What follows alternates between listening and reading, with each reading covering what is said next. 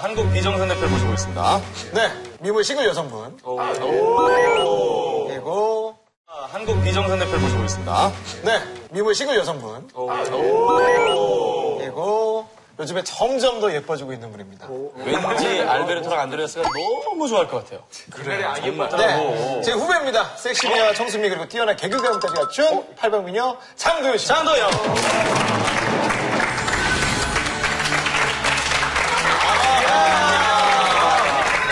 길다 길어.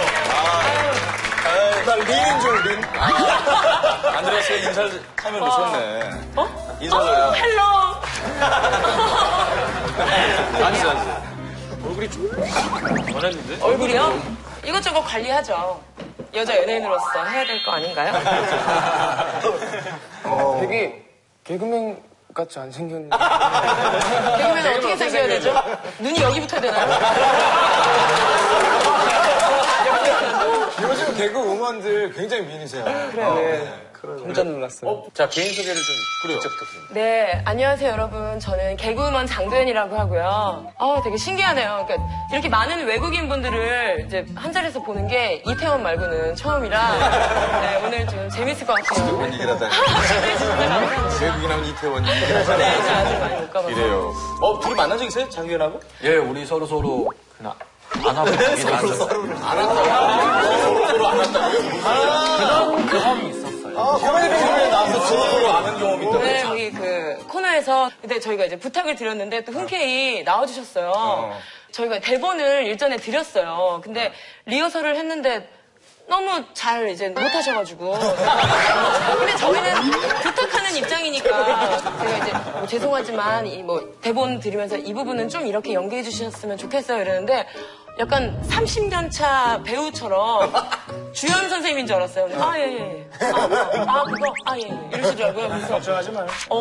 맞아요. 약간 그런 식으로 해서, 녹화 때 좀 보여주시려나 보다. 그리고 녹화를 들어갔는데, 이게 웬걸. 리허설 때랑 별반 다름이 없더라고요. 생방이었어요, 그 당시에. 그래서 조금 긴장도 되고, 우리 도현 씨 너무 예뻐서 처음 이런. 거짓말. 아니, 진짜. 거짓말이에요. 진짜. 내가. 이렇게 예쁜 사람이랑 맨 처음에 그냥 같이 이런 연기해서. 아니에요. 거짓말이에요. 왜냐면 저희 그 꽁트가 스킨십이 좀 필요한 역할이었어요. 그래서 옆에서 이제 박나래 씨랑 저희 작가님이랑 이렇게 저를 좀 안아야 된다라고 했는데 굳이 팔에 힘을 꽉 주고 제가 아무리 이렇게 하려고 해도 여자 입장에서 약간 자존심이 상하더라고요. 근데 긴장했어요? 이렇게 너무. 네네네. 조금 진짜요? 긴장도 되고. 고맙네요. 이렇게 말씀해 네, 조금. 실례할까봐, 그래서.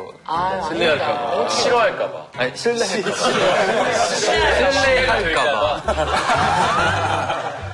아니, 근데 그 언어 개그의 대표 주자잖아요. 그 미생물이라는 작품. 러시아 말을 했어요? 엄청나게 잘했어요. 미생이라는 드라마에서 강소라 씨가 러시아 말을 굉장히 유창하게 한 걸 제가 이제 미생물이라는 패러디하는 프로그램에서 우리나라 말이 아니다 보니까 실수가 있었는데 그게 좀 웃기게. 러시아 거래처랑 전화하는 거 한번 보여주세요. 러시아 말 진짜 러시아 말 같아요. 네. 여보세요? 이제 빌려줘 발로스타? 누구도 들려냐 들려주를 빠스쿠치. 스바스바.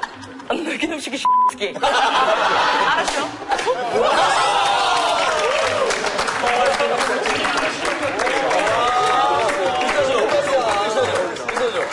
중국어도 있지 않나요? 중국어요? 보이세요. 맞아요. 장현이랑 대화 좀 해보세요. 엉터리 중국어. 어느 쪽이에요? 약간 콩콩말이에요? 아니면 북경어를 쓰시는 거예요? 뭐 그런 거 잘 몰라요. 그냥 들어가야지. 광동 지방. 왕동, 파터니즈. 모르겠어요. 그냥 뱉는 거예요. 이게 액션이 뭐가 없어요. 그냥 이소룡 같은 거 막. 그래, 해줘. 이게 뭐야? 김소연 씨는 애교 이런 거 시키고 저는 왜. 애교는 조금 있다.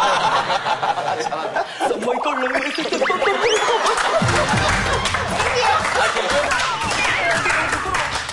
못 따라한 거예요? 그냥 이거 성룡 씨가 옷걸이 같은 거 두고 막 이렇게 이거거든 이거 절권 이런 거. 절권도 아무리 옷을 이렇게 입고 나오면 뭐예요? 자, 이제 본격적으로 제 60일의 비정상회담을 시작해보도록 하겠습니다. 장도연 씨가 오늘 청년의 안건 읽어주시죠. 무더운 여름도 열정과 패기 하나로 견디고 있는 대학교 1학년입니다. 외모, 성격, 학벌 등등 뭐 하나 빠지는 것 없이 완벽한 제가 단 한 가지 큰 단점이 있는데요. 그건 바로 선택의 순간이 오면 선뜻 결정하지 못하고 망설이는 결정장애를 가지고 있다는 겁니다. 매 순간 뭔가 결정해야 하는 상황이 저에게는 너무 큰 스트레스인데요. 점심은 뭘 먹을지 고민하다 영양사님이 정해주는 학생식당으로 가고 수업은 뭘 들을지 결정을 못해 친구가 짠 대로 똑같이 듣고 있습니다. 노트북도 몇 달째 뭘 사야 할지 고민만 하고 있었는데 보다 못한 부모님이 사다 주셔서 그 순간 마음의 평화가 찾아왔습니다. 이제는 그냥 남들이 결정해주길 아예 기다리고 있기도 합니다. 어떤 일이든 남이 결정해주는 게 속 편한 나, 비정상인가요?를 안건으로 상정하고 싶습니다. 네. 장도연 씨는 결정을 좀 잘 내립니까? 아니요, 전 매우 결정장애가 좀 심한 편이에요. 그래요? 네. 예를 들어서 짜장 짬뽕? 짬짜면이죠. 거봐. 네, 결정을 잘 못해요. 그런 거 사소한 것도. 그래서 제가 취미가 영화 보는 취미가 있는데 그 결정을 제가 먼저 해서 이게 잘 안 됐을 때 욕먹는 거에 대한 두려움이 좀 커요. 아, 이거 보자 그랬는데 영화 재미없고. 맞아요. 그래서. 여기 가자는데 맛없고. 맞아요. 그래서 영화를 내가 보자고 했을 때 옆에 사람의 눈치를 너무 보는 거예요. 제가 먼저 얘기를 했을 때. 그래서 저는 지금 영화를 그냥 혼자 보러 다녀요. 네, 마음 편하게 몇 년 됐어요. 아, 혼자 볼 영화는 잘 정해요? 그건 내가 한 선택이기 때문에. 용모에게 최근에 혼자 본 영화가 뭐예요? 스트레인저랜드. 그걸 왜 봐? 아니, 그 영화. 재밌어요. 그걸 왜 그 영화를? 굉장히 괜찮았어요. 니콜 키드만의 연기가 매우 압권이었어요. 여러분들께도 추천할게요.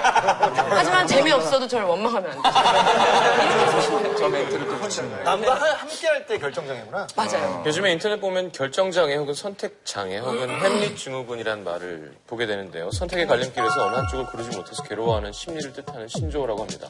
독일의 저널리스트 올리버 예게스라는 사람이 결정장애 세대란 1980년대에 태어나서 90년대 학창시절을 보내고 TV보다 컴퓨터나 스마트폰이 더 친숙하고 예스나 노 대신 maybe라는 말을 되풀이하는 그런 세대를 말한다고 합니다. 자, 각국 비정상 대표 그리고 장도연 씨와 함께 선택장애에 대한 토론해보겠습니다. 어떤 일이든 남이 결정해주는 게 속 편한 나, 비정상인가를 번호권을 상정 본격 토론을 시작합니다. 자, 남이 결정해주는 게 속이 편한 나, 비정상이라 생각하면 버튼을 눌러주세요. 하나, 둘, 셋! 눌러주세요. 장도연 씨도 포함해서. 비정상이다. 5명 빼고는 다 지금. 제가 만약에 자기 스스로 자기 인생에 관련 선택이면 당연히 우리 선택해야 된다고 생각하지만 남들하고 같이 있을 때 그래도 뭐 다른 사람이 선택해 주는 게 더 편할 수도 있다고 생각해요. 저도 사실 중요한 일이면 제가 물론 선택해야 되지만 뭐 밥 먹는 거나 뭐 영화 보는 거나 남들이 선택해 주는 것처럼 더 편해요. 간단한 커피나 영화 그거 다른 친구 결정하면 괜찮다고 생각하지만 나중에 갈수록 더 큰 위전할 수도 있어서 제가 볼 때는 그때부터 자기 마음을 따라해야 되고 어쨌든 표현해야 돼요. 중요하지 않은 거 사실 자기 더 편하면 예를 들어서 학교 수업 뭐 고민에 빠지는 것보다 그래도 남들이 따라가는 거 더 편하겠다 그렇게 생각하면 중요하지 않다고. 아니 그거는 근데 변하는 게 좋지 않아요.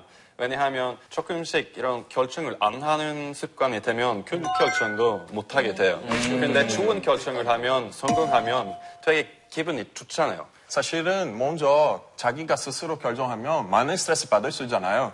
그럼 실패하면 스트레스 두 배로 받을 거예요. 사실 그냥 변화롭게 살고 싶은 사람이 있으니까 우리 그 사람 그냥 그대로 살고 싶은 것을 존경해야 된다고 생각해요. 실패하면 그거를 두려워서 선택 못 한다는 게 그게 비정상이라고 생각해요. 사실 사람은 실패하면서 경험을 얻어서 이제 더 발전해 나가는 좀 더 붙이자면 선택을 해야 제가 실패한 거를 이제 알 수 있거든요.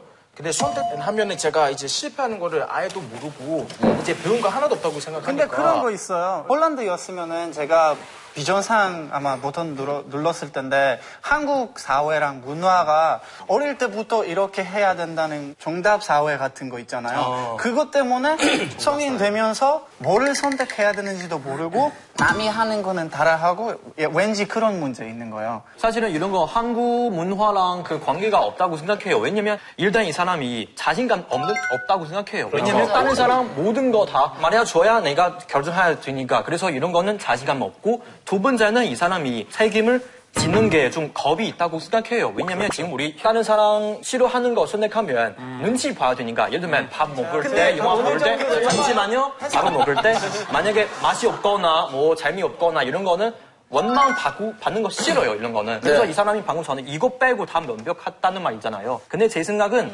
완벽한 스펙을 가지고 회사에 들어가도 이견나 아니면 창의력 이런 거 절대 없을 것 같아요. 일단은 자기 마음을 알아야 한다는 말이 나왔어요. 근데 모든 사사건건에 대해서 다 알아야 한다는 거는 일종의 스트레스가 될 수 있고요. 사실 이렇게 모든 거에 대해서 사람이 자기 주장만 지키고 그걸 해야 된다, 내가 결정해야지라고 그렇게 주장하는 사람은 타협할 줄 모르는 사람이에요.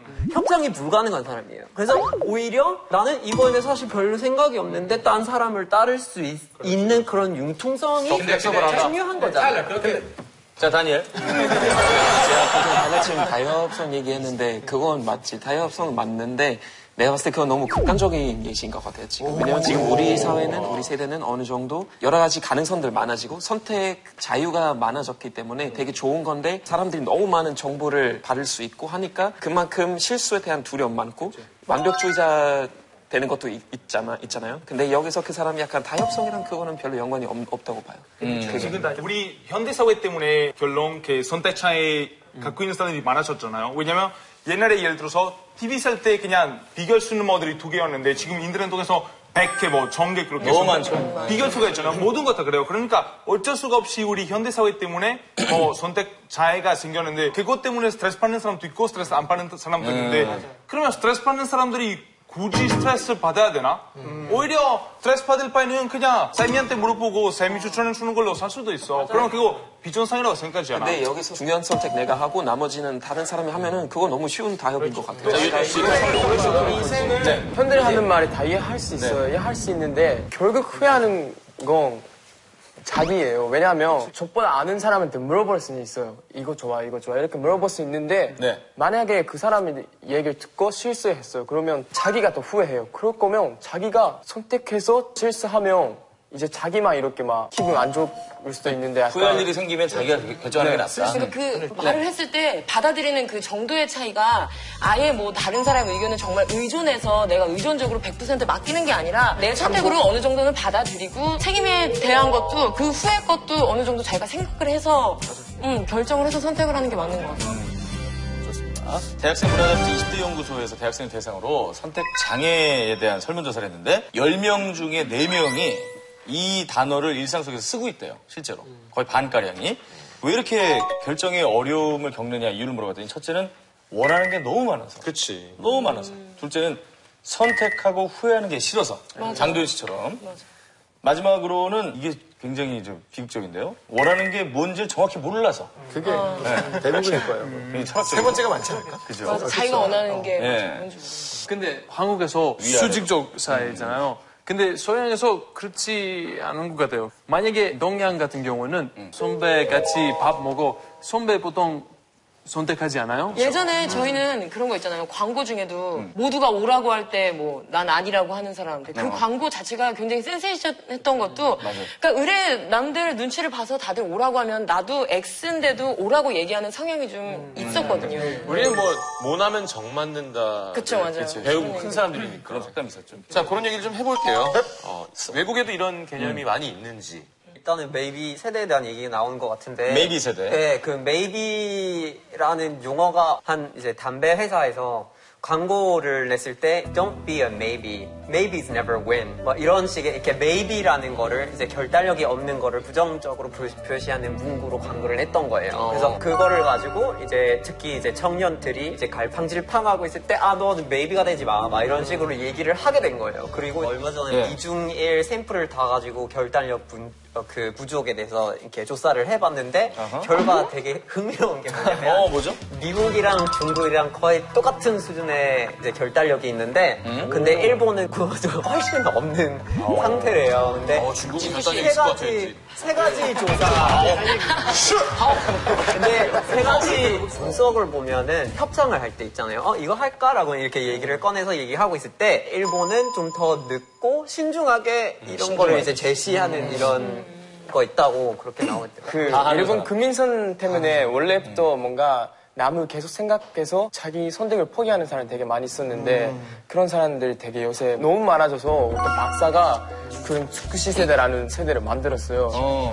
스쿠시? 그 스쿠시라는 말 자체가 뭔가 주변에 있는 사람들한테 다 해주는 친구 사이끼리도 약간 친구가 나를 어떻게 생각하고 있지? 친구가 이렇게 하니까 나도 따라해야겠지.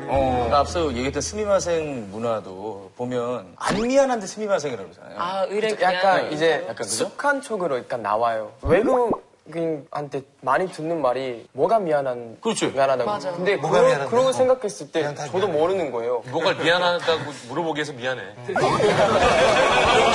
정말도 미안해. 받아들이지 못해서. 모든 사람들 다 미안해. 타이로 말 이어서 하자면 중국 사람 쉽게 결정하는 이유가 있을 것 같아요. 사실은 지금 중국 젊은 사람들은 거의 다 외동잖아요. 부모님 말 듣지 않고 자기 독립성 있는 편이에요. 그래서 예전에 중국은 포청천 이런 분들 보면 바로 이렇게 그냥 개작두죠. 개작두죠. 그냥 개작두야. 시끄러! 그러죠. 일본 방송국에 개작두 데려가면서 스미마생. 목을 누르면서 스미마생. 나도 스미마생. 치면서 스미마생. 치면서 스미마생. 다 왔어. 네, 독일에도 여러 가지 말이 있는데 아까 뭐 maybe 세대라는 말도 나왔지만 저는 우선 그 크바일데 말리라는 표현 많이 써요. 그러니까 선택의 고문이라는 뜻이요. 그러니까 지금 선택이 많아지니까 계속 약간 사람들이 약간 고문처럼 느껴질 수 있다고. 그 다음에 또 가끔씩 쓰는 말은 불이단의 당나귀라는 말이 있어요. 불이단의 당나귀? 네, 불이단 세이즈. 어떤 비유인데 당나귀가 여기 왼쪽 건축 있고 오른쪽 건축인데 어떤 것 지금 뭐가 될지 계속 고민하다가 결국 굶어 죽는 거죠. 네, 그런 말이 있는데 그건 이제 프랑스 철학자인 정 부리단에 따라서 이제 만든 말인데 근데 재미있는 건 뭐냐면은 그 프랑스 사람들이 그런 말 한 적이 없어요.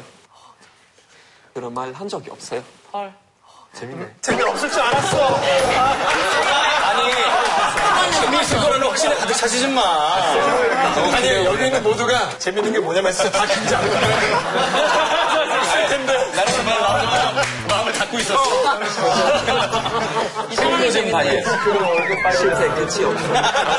이게 재밌네요. 그래서 솔직히 그 결정 장애라는 것은 제가 오늘 와서 처음 들었습니다. 이집트에서 결정 장애는커녕 결정 권리 자체가 청년들에게는 결정권이 없는데 결정장애가 없죠. 그 청년들에게는 많이 없어요. 보통 이집트에서 결정권이 있는 사람은 보통 가장입니다.